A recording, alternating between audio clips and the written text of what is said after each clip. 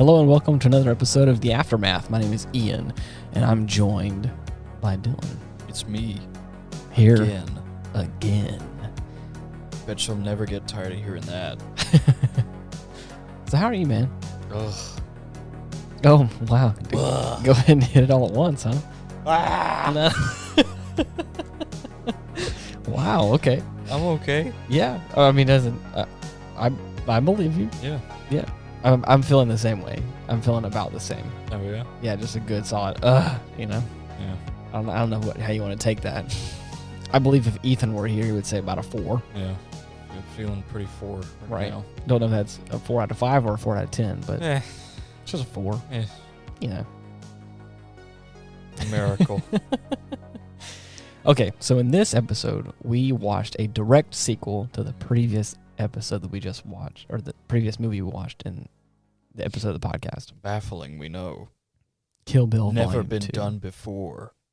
A one-time special. One-time aftermath special. Right. Dude, okay, right out the gate, let me just say, I don't know what you want to call this phenomenon, because it's a phenomenon for me. Yeah. There's probably already a name for it, but I want to name it something. Uh-huh. And it is the fact that the second movie is usually the best movie in the series. Really? Or the best movie. Like, You've had a couple of those now. I had a couple of those. Yeah. This movie was different in a lot of ways, and I liked it. Yeah. And it was the second movie, and I think it was really great.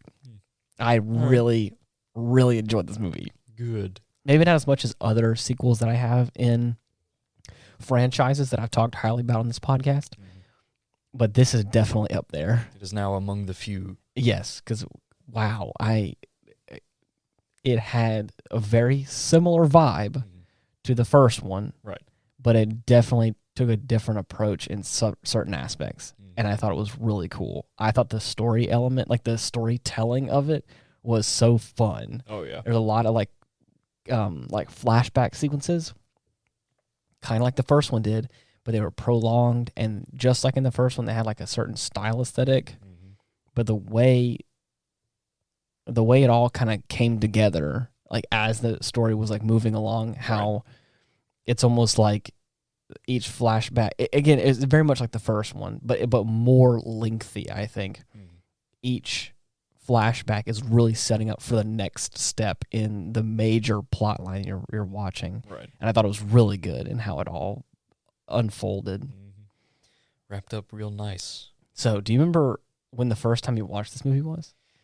Was it another like stumbled across it on TV kind of thing, or did you actually like? After I had seen the first one, it was a while before I had actually watched the second one.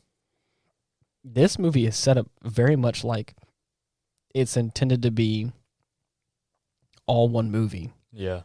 You could watch them back to back, and I feel like it would still feel about as long as two 2-hour movies back to back would feel, but Right. I don't think it'd be too bad. Yeah. It's By like the a time nice day's worth. Right. By the time the movie was done, there was the credits from the first movie were rolling. Like the special shout outs and stuff to all the previous characters. So it's like it almost felt like we were at, like, it's called Kill Bill Volume 2, and it definitely feels like this is just a continuation of the movie you just watched. Right. Which is really cool. I thought was really a nice touch. Oh, yeah. Just like the first movie, we're building upon the fact that we're like killing the rest of these goons in this snake squad. Right. What are they called? The assassin group? Oh, man. The deadly snake assassin squad or whatever. I believe so, yeah. Yeah, but anyway. Something insane like that. Dude. Super cool. This whole movie is filled with like cool design choices and like really cool almost stereotypes. But with that, the cool aesthetic and the cool stereotypes and that kind of thing, there is also tropes, like heavy tropes, but it also is kind of funny when they're there. Yeah. Obviously, like the old wise Kung Fu Master. Uh-huh. So Pai funny. Mei is the fucking coolest. He's the coolest character in the whole hilarious. series. I love his character, and it's so funny. But there's so many other like really weird, like kind of quirks about it. Big yawn. Excuse me. That is no indication of how not interesting this movie is. Right, he's dog. I'm just tired. really tired. As you can tell, if you guys haven't guessed, we're recording this Our usual time. On Do you know what it on is? schedule, as if I planned this and didn't accidentally get caught Right. up in a video game that I'll talk about later. Ah. But anyway, so it like I said, it just has these weird kind of quirks about it that feels like it's an old, like it feels kind of like campy and like a little goofy, but it's so fun though. Oh yeah. But this movie, like I had said before, is very similar to the first one, but it takes a different approach. And I think like the kind of exploding body, gory mess, kind of over the top kind of wildness was kind of turned down a little bit Oh yeah. in favor for like a more serious, like storytelling element. I think it did the movie a justice in that regard. Besides Pai Mei, wasn't there another character that you felt akin to, as you took a liking to? Oh man. There was something about Bud I really liked. Oh god. Yeah. I'm not a big fan of like cowboy rootin' tootin' kind of guys, Right. but his character just kind of felt like he's just kind of over it Yeah. with everything, Past his prime for sure. and he's just like, I'm just gonna do my thing. I'm just gonna chill out in an RV Yeah, in the middle of nowhere. who knows? Let's Yeah. see. I think my other favorite character would have been the boss of the Acuna Boys. Really Mm-hmm. interesting. Stogie smoking old son of a bitch. Yeah, right. That's fun. But anyways, so like, with that being said, like I was talking about before, how like the past sequences lead up to these next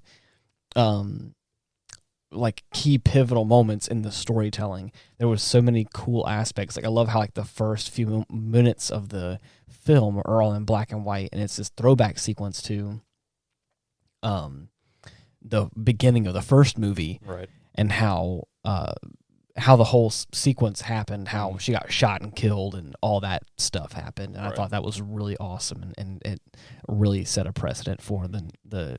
It really felt like it was like seamlessly transitioning from, because the second movie began like the first movie began Yeah. with that same sequence of her getting shot and kind of reliving into that. Mm-hmm. Just a quick recap. But it's also even before, as she's getting buried alive, which I've heard of that sequence before, Oh yeah. and I have heard of that because of Mythbusters, is the whole like the 3-inch punch or whatever it is, Yeah. and the 5-finger The 5-finger exploding heart technique. exploding heart technique. Yeah. I heard of all that, but never knew what it was in regards to. Yeah. But whenever like we get to those like flashback sequences with with Pai Mei, I love the color of it. It just feels like an old like samurai movie, Oh yeah. and it's really Like cool. like out of one of Jackie Chan or Bruce Lee's old Yes, films. yes. It just it instantly changes. It's not like a dramatic change. It's a little subtle, Right. but it is enough to where you're like, something feels different yeah. in a good way. You're like, Mm-hmm. it feels like a different movie almost, but we're watching the same film. Yeah. It's just a flashback. Mm-hmm. And like I said, with that, how it's all, again, we're following along the story of, now we know her real name. Yes. No longer Beatrix. the bride. Yeah, Beatrix Kiddo. And she's obviously like moving forward to try and kill the other people in the gang that Mhm. shot her up. Right. The other assassins. Yes. In the crazy snake squad or whatever, whatever it's called. But yeah, I thought this movie was fun. I thought it definitely was a different take than the first one. Mm. But was there a favorite sequence for you in this movie? Oh. Besides Pai Mei. I mean, Right, obviously right, it was right. hilarious. I think my favorite would have to be her fight with I was gonna say, I think I know. with that one bitch. Ellie Driver. Yeah. Yes, dude. I was gonna say the same thing. I think the whole sequence is so interesting. Mhm. We're in this really shitty trailer, Yeah. and they just start wrecking shit. Mhm. The whole dialogue before that, whenever she's talking about Black Mamba and that whole sequence is really, really crazy. She feels like a trope villain. Oh yeah. Yes, whenever again she has an eye patch. If she had a mustache, she would be. Oh my gosh, she feels like a cartoon villain, right? In a live action film. Yeah. Whenever she's talking, whenever they are getting ready, I'm getting ahead of myself. Sorry, I'm getting all flabbergasted. Whenever Beatrix grabs Bud's sword and they start the duel, they start conversating. She asks a question like, "How'd you lose your eye?" Because again, she has an eye patch, and she's like, all she would need, like you said, is a mustache or a Russian accent. Right. It would be the stereotype villain character. She asks her, "What the fuck did you say to make Pai Mei snatch that eyeball out of your head?" Yeah. And she says, "I called him an old fool." Right, but it was something old fool. A lousy old fool or something like that. And anyway. Yeah. Some sort of comic insult, but... Right. Enough to snatch an eyeball out of your head. Right. So she goes on to explain that she has killed Pai Mei. Yes. By way of poisoning the fish heads he was so fond of. Mm. And this visibly shakes up our main character. Right. She gets upset and is almost sad about it. I mean, right. For obvious reasons. It's messed up. Yeah. And of course, then there's in true comic book villain is that's right, I killed him. Yeah. And I'm like, oh my God, dude, what is going on here? Man, that's a really nice shovel you got. Yeah, I mean, you're just really digging in there. Yep. They have a little brief altercation with the swords. Some tension rises. Yeah. The music is accelerated. And then, out of left field, I was not expecting it. Bam! Beatrix yanks out her other eye. And I'm like, holy shit! And then she's left so good. And then, to be honest, in Ellie Driver's defense, as I feel any sane human being would, starts absolutely flipping her shit. Oh yeah. Whenever her eyeball gets losing yanked out. Her mind. Second eyeball, mind you, in the same fashion. Right. Is whenever that happens, she proceeds to then fall on the ground, flailing like an insane woman, and then proceeds to get up and beat holes in the wall, and then demand her to come to her so that way she can kill her. Right. Because she says, "I'm going to kill you" and everything. And then Beatrix proceeds to just walk out as if nothing happened. Doesn't even give her the pleasure of actually killing her in any way. Just leaves her there to suffer. A blind fool. No eyes. Not even blind. I wouldn't even. I mean, the absence of sight. I mean, yeah, but I think for me, I just feel like. Do you see blind as a condition? No. And less of a physical disability? I mean, no. I think that it's almost as if there are varying degrees of blind. You know what I mean? Right. I think people there's near blind. Right. Yeah. Is it? But slowly going. Blind. What I'm saying is it how bad her condition is? I feel like there needs to be a new level of right. severe blindness of the lack thereof. You know what I mean? It's I wouldn't even call it. I got no eyes. She's in such a bad scenario. It's almost like. I don't know. Anyway, it doesn't. We don't need to get into that. It just feels like it's almost an insult to people that have eyes that can't see. It's right. She has no eyes at all. It's what the hell? It's damn, she got both of them yanked out because she's an asshole. It's well, I mean, Anyways. Be lucky that your blindness occurred naturally, and then you're not so bad a person as to have them forcefully removed. I meant that in the other regards. Like it feels like an insult. That, these people have eyeballs, and then don't have the and they ability just don't to see. work. No, but that's what I'm saying. And then this person over here is a jackass and gets them both ripped out. She deserves a worse term than that. You know what I mean? It's a whole new level of like bullshit. Anyways, so that's just that whole scenario with that. But like I said, it's a funny scene. It's so over the top and like a really, like I said, maniacal evil scientist way almost. Oh, yeah. It's a lot of fun. Mm-hmm. But yeah, dude. Okay, I've been trying to like hold off on tackling this bit because I feel. I just didn't want to jump directly into the end, right at the beginning of the podcast. I feel like that it kind of ruins the fun of the build up there. Mm-hmm. But wow, what a great like third act to a film. Mm-hmm. Oh my gosh, dude. Oh yeah. I was not expecting that at all. I was expecting, again, because we're following along this like over the top kind of like theatrical. Mm-hmm. Tropey kind of vibe throughout the whole film, and kind of some weird like fever dreamy kind of feeling. And so I was thinking like she's gonna find Bill and there's gonna be this kind of like crazy altercation, maybe some shit talking or something, or they're gonna be like on a epic like some epic mountainside or whatever, you know what I mean? Like some like whatever you think like an over the top boss battle sequence would be like in a video game, but in a movie. You know why I like these fights so much? Why's that? For the same reasons I like the fight in Metal Gear Solid 4. Oh my god. Liquid and Snake. Don't even get me started. You fucking knew. I know exactly what you're talking about. And that's the thing is but the one thing I will say that I think these fight sequences do a little bit better is brevity. Oh, of course. The last fight sequence for like the ending of the film was 4 minutes and 59 seconds. Unlike Snake and Liquid that feel like they go on for freaking 30 minutes. No, I was like, dude, it's not that bad. I'm kidding. I just like to pull his leg. He loves that fight sequence so much, and I just find it to be so just extra. And you know what?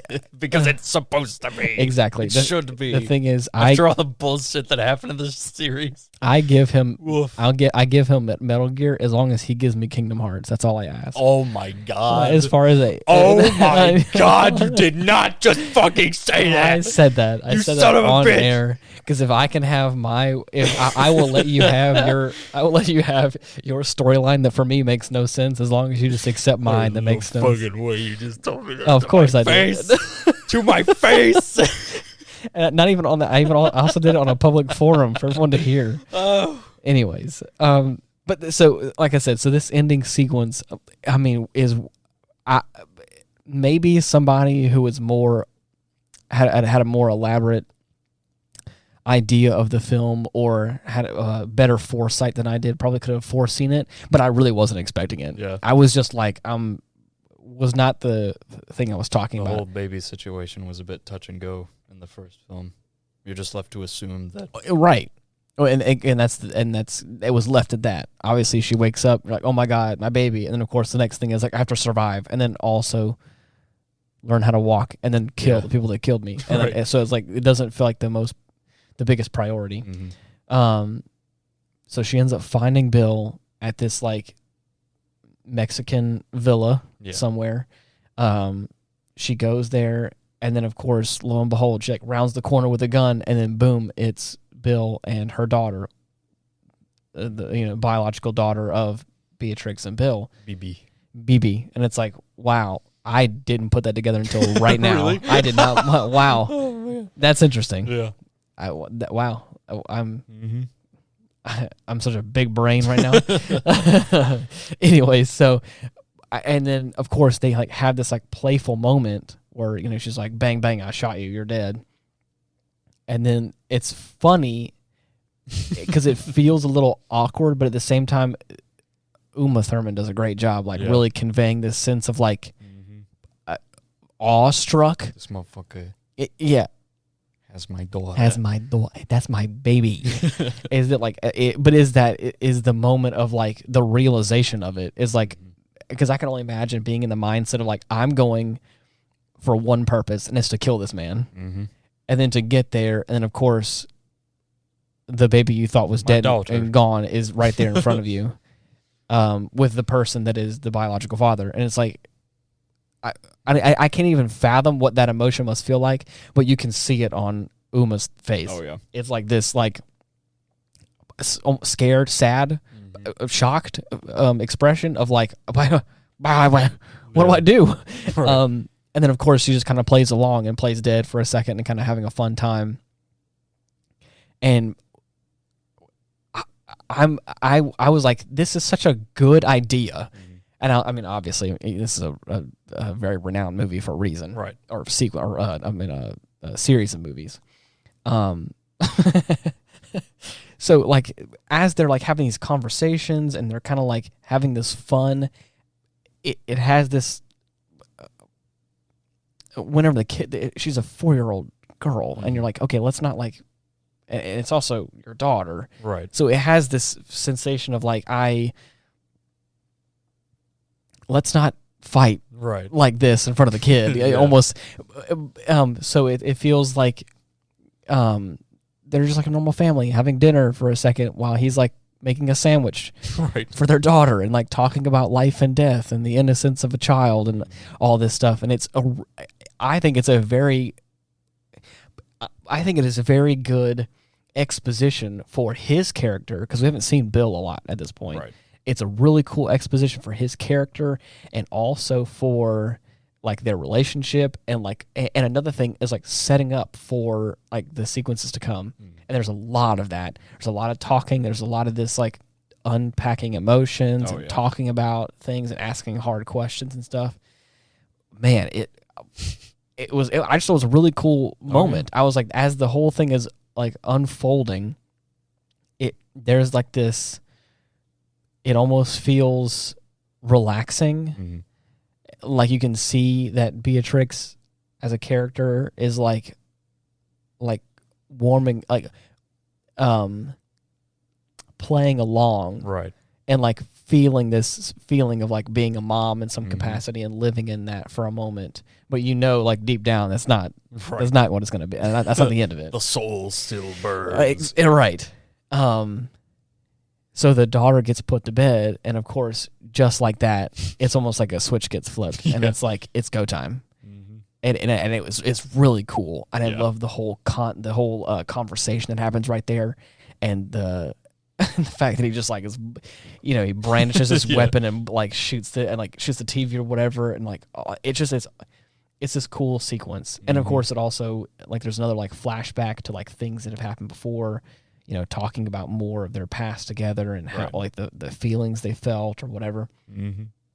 It was the movie itself was like setting up for these moments, and really sets up very nicely, like right up until this very ending sequence. And I thought it was very good and very well told. Definitely. And then I always want to say Schrodinger's gun. I know it's not what it is. Chekhov's gun. I mean, same thing.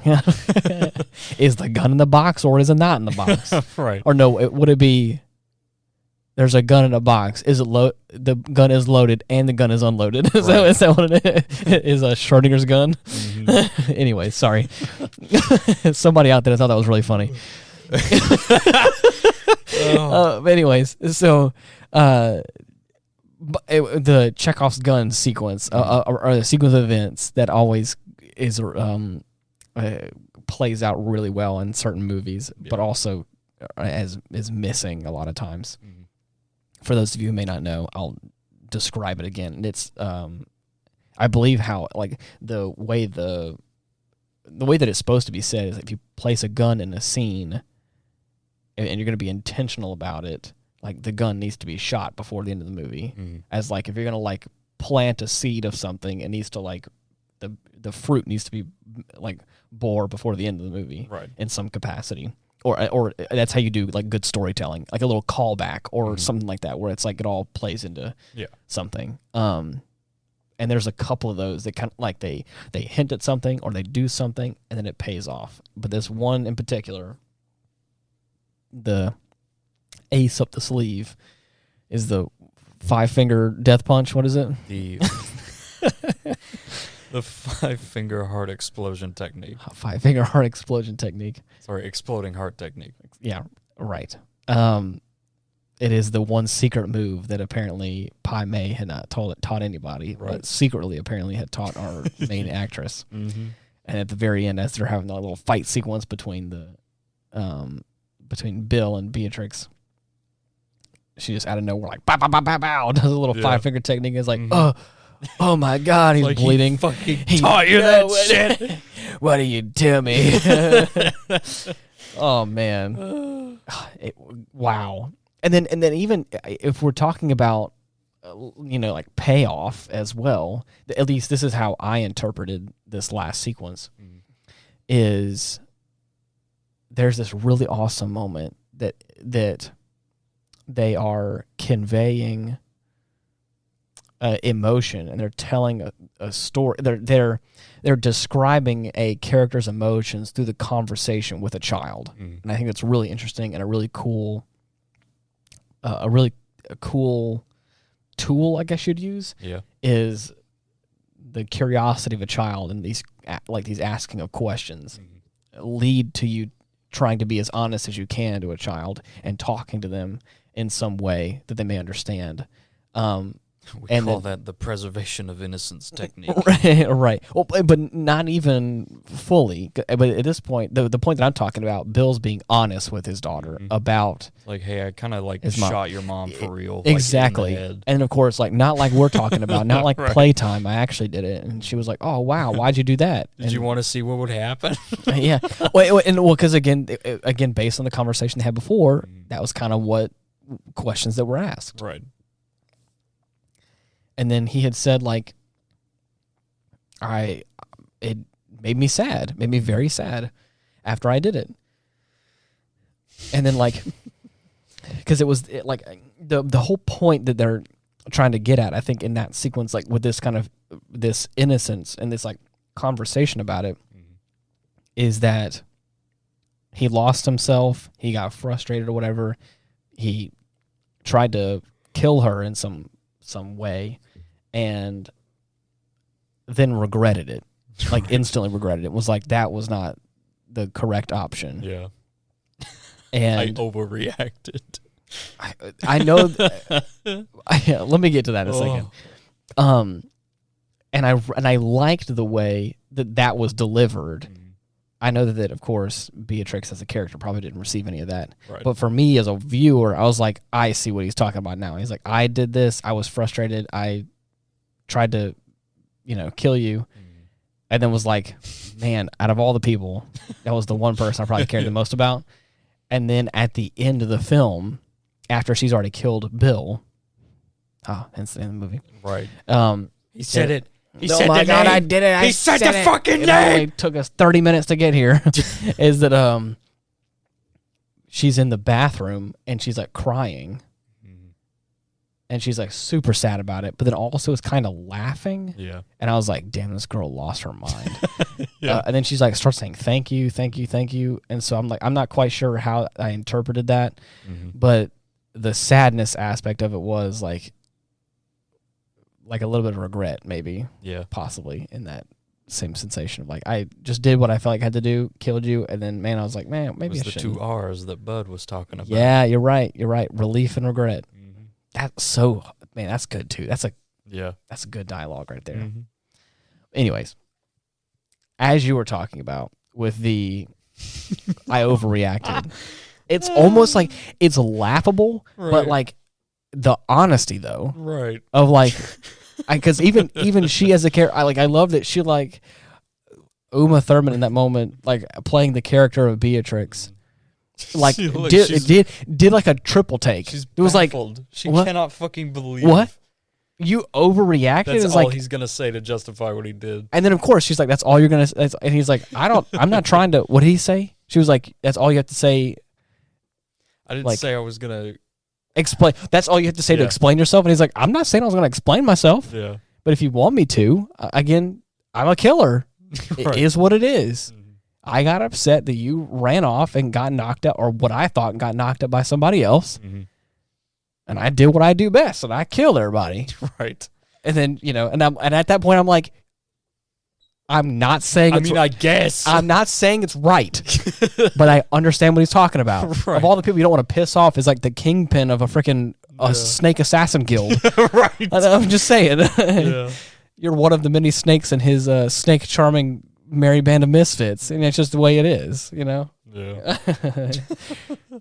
I mean, you get involved with the mob and you piss off the guy, you end up in, 6 feet under, sleeping with the fishes. Or I was gonna say cut up in a bathtub. That too. Right. It's like it just is what it is. Yeah. So, anyways, like I said, that doesn't mean it's right. Hear me when I say, people of the internet, that does not mean it's right. As if there's any moral qualm about this. I'm not saying it's okay, but of all the people they could probably get away with saying, I overreacted and I shot you in the head, he's the one who can say that. Oh, yeah. No, that's cool. Yeah, woof. Okay. So, okay, let me just look up this for just a moment. Oh, yeah? Did you know that Pulp Fiction... Did you know? Pulp Fiction... Did you know filmmaking? Pulp Fiction spawned the idea. Uma Thurman and Tarantino came up with the character of the bride. I think we talked about this last time. I think we might have. You may want to... Yes, I did. You may want to double check. Yeah. But this one I think is a little different because it says that... But yeah, okay, anyways, yeah. So we've already kind of went over that one. The minutia could not be detected. Because Uma Thurman was also in Pulp Fiction, right? She was Yeah, okay, awesome.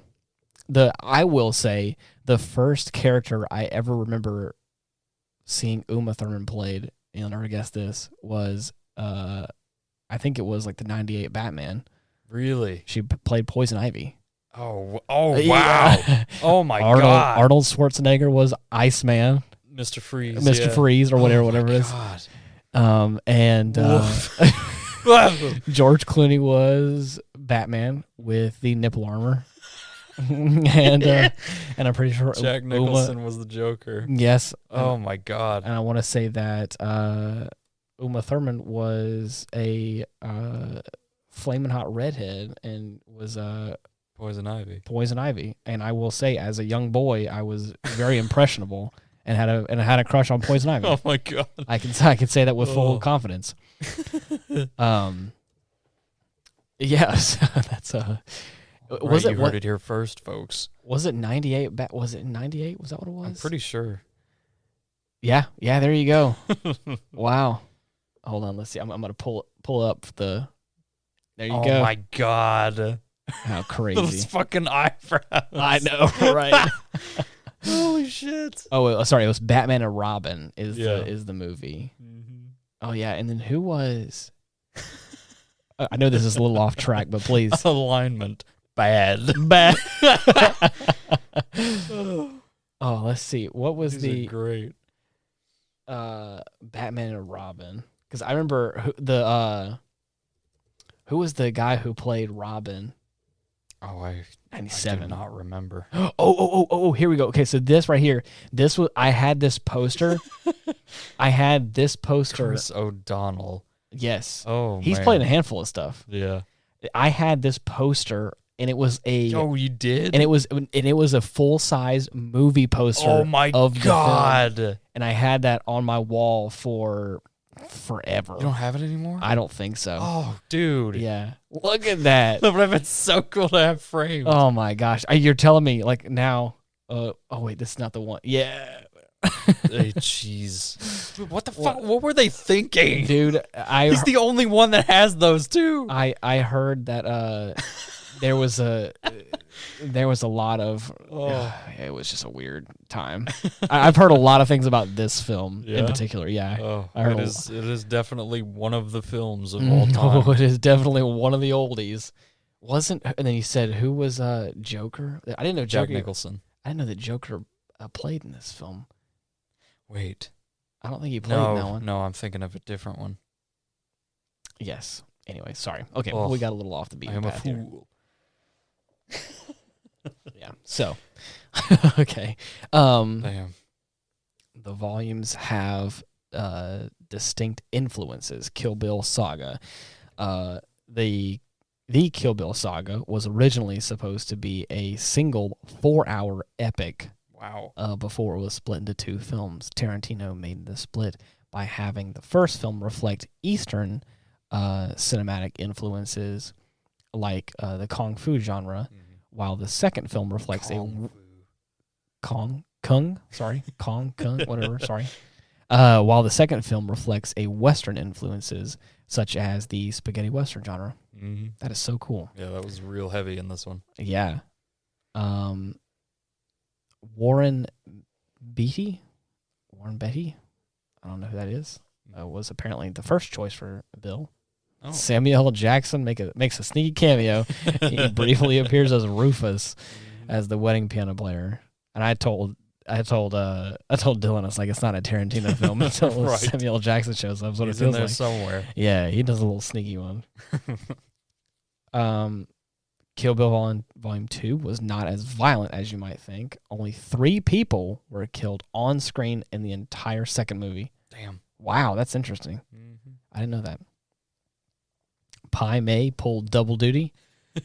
The actor Gordon Liu plays Pai Mei in Volume 2, but he also appears as Johnny Moe, the leader of the Crazy 88 in Kill Bill Volume 1. Oh, shit, that's right. Liu was cast in Kill Bill, or in the Kill Bill saga, because he previously appeared in a kung fu movie called The 36th Chamber of Shaolin that heavily influenced Tarantino while writing Kill Bill. How fun. That's so funny. Tarantino originally wanted to dub his own voice over Pai Mei. No. Oh, no. The voice would have celebrated the poorly dubbed kung fu movies he loved. That's so funny. That is so good. Damn. Yeah, and of course it just goes on to say that Pai Mei has actually appeared in previous kung fu movies. Wow. Pai Mei character shown up in many ones such as the Executioners from Shaolin, the Clan of the White Lotus, and the ones like that. Damn, so dude. yeah, I gotta add those to the list. I know. Yeah. The Bride borrowed her finishing move from another film. The 5-point palm exploding heart technique also appears in the Shaw Brothers film Executioners from Shaolin. Dude. And the Clan of the White Lotus. Oh my God. Which were primary inspirations behind the Kill Bill saga. Now we have to watch I them. know, yeah. And apparently the Pai Mei character shows up in those as well. Dude. That's really cool. This is going to be fucking hilarious. That's so crazy. Bill's flute was actually Carradine's, or Carradine's. I don't know how his last name's pronounced, but it was his idea. Tarantino added the flute that Bill carries with him to the script after Carradine brought it with him to fight rehearsal during the movie's pre-production. Oh, wow. And Carradine, who is also a musician, made the flute himself on the set of Kung Fu in the 1970s. That's cool. So it was handmade. That's so cool. Damn. Michael Parks also wore 2 hats, is what it says. I don't even know what that means. I guess Michael. Bud. Oh, Bud. Okay. Yeah. Parks portrays 2 separate characters in the Kill Bill saga. He plays Bill's mentor, Esteban Vajallo. In Volume 2, he played Texas Ranger Earl McGraw. Mm-hmm. In Volume 1, Parks first played the McGraw character in the film. Wow. From Dusk Till Dawn. Oh, you really pulled off that accent. Yeah, wow. That's crazy. Damn. Which was directed by Robert Rodriguez. Wow. How fun. Nice indeed. Right. Robert Rodriguez gave Tarantino a deal on the score. The fellow director and Tarantino's best friend, Rodriguez, wrote the score for Kill Bill Volume 2 for free and began writing the music before any of the movie was even shot. Wow. Rodriguez's band, Chingon, Chingon, Chingon, also performed the song I'm guessing this is in Spanish, so I'm gonna hold on. Give me 1 second. He's got to limber up. Malagueña Solaurosa. I don't even know what that means. Over the credits, so it's the credit song. Of course, there's a movie reference in the climactic scene. The Western playing on the TV while the bride confronts Bill is called The Golden Stallion, starring Roy Rogers. So, how fun!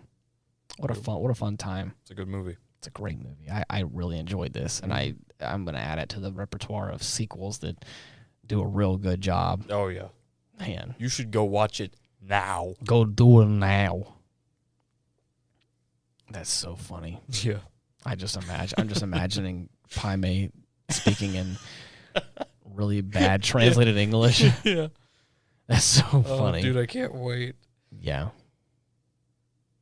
That's so funny. Mm-hmm. Okay. Well, describe this word in three words. Oh my gosh. Describe the word in 3 movies. I do this every single time. Oh. It's all right. You got a streak going. Let's keep it up. Describe this word in 3 movies. All right, let's see.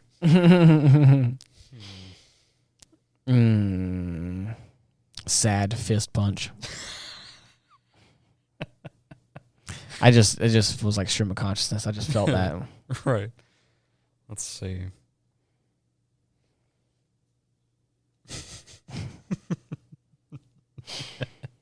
Last good eye. Oh, that's good. Oh, man, I got one. Mm-hmm. It's coming. Okay. Forceful cardiac arrest. Forceful cardiac arrest. That's a good one. Mm-hmm.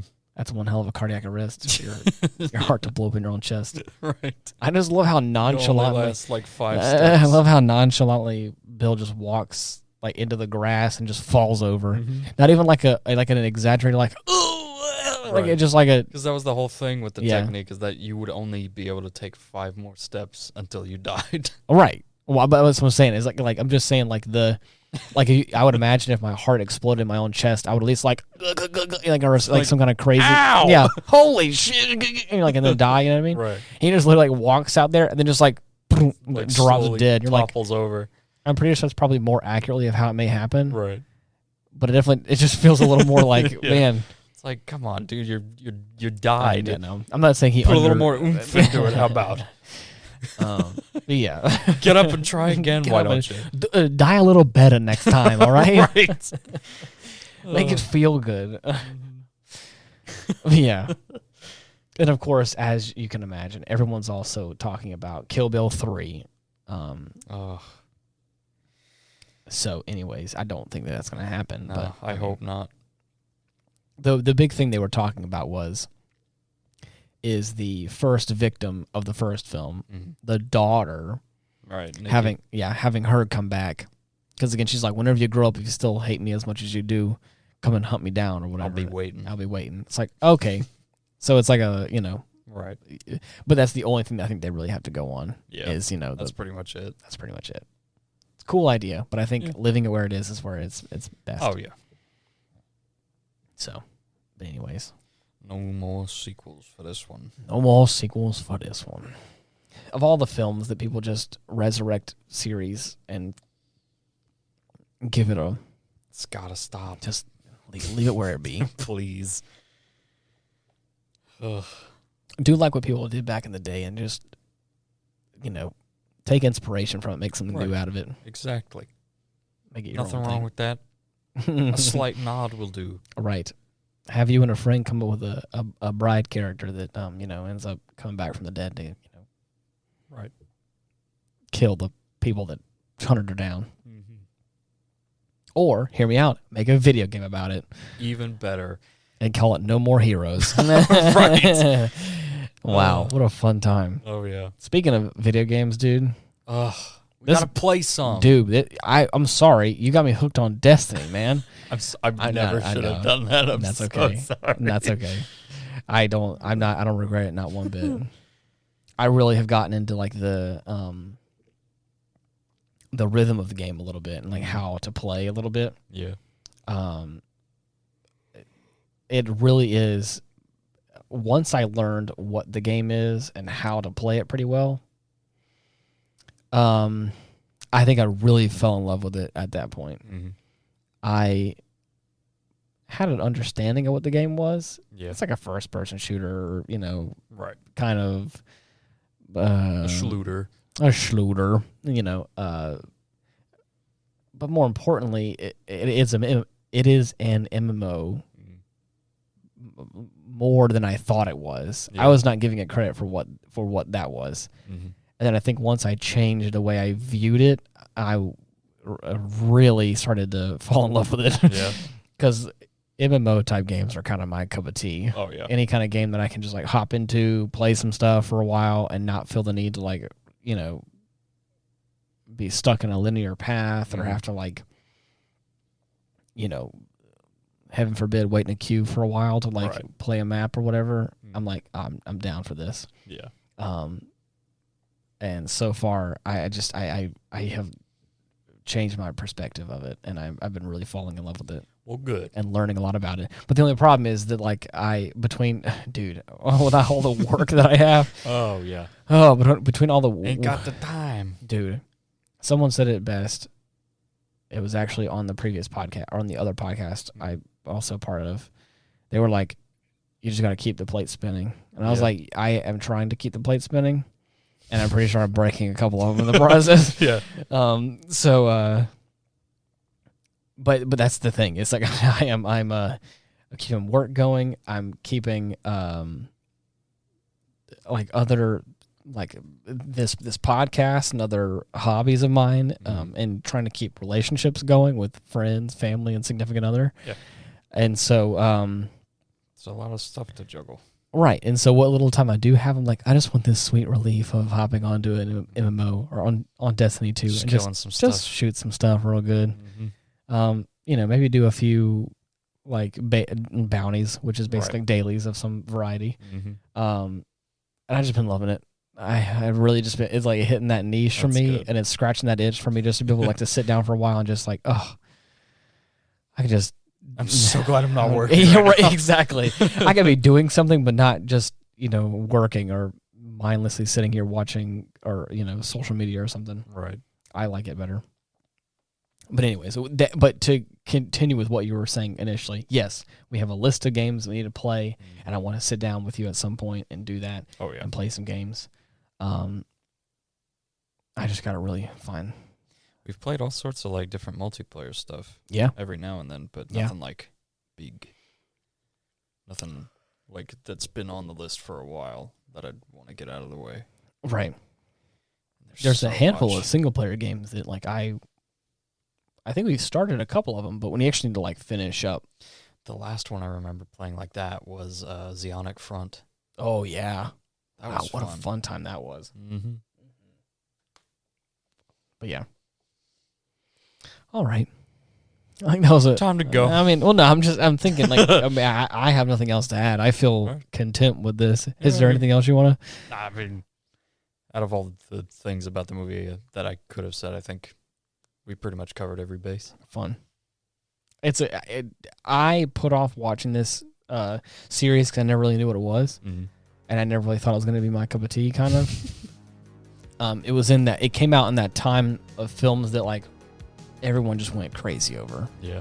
All the comedy movies, all these crazy, like really dumb movies. So if anyone is like, "Oh, dude, you gotta watch this film," I was like, maybe I don't need to. Right. You guys are going crazy over like.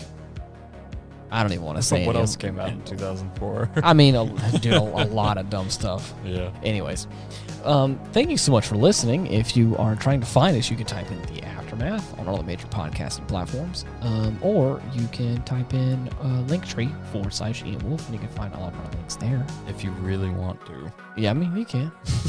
you don't gotta, but you can. Anyways, yeah, if you have the ability to, give us a 5-star review. It means a lot. We would appreciate it. Yeah. But as I said before, until next time, thank you so much for listening.